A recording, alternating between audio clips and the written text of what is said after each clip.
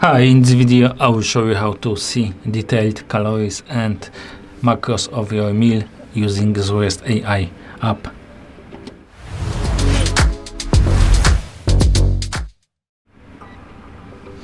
To do that, you need to tap on log meal on the app main page.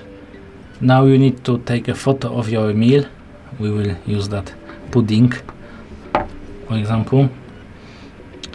You need to take a photo of a whole package, so I need to go back a little bit.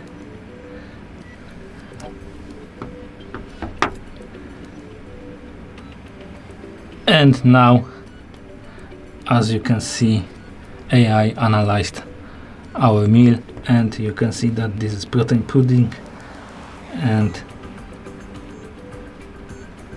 all the ingredients. Thank you for watching. If you like this video, subscribe to our channel and give us a like.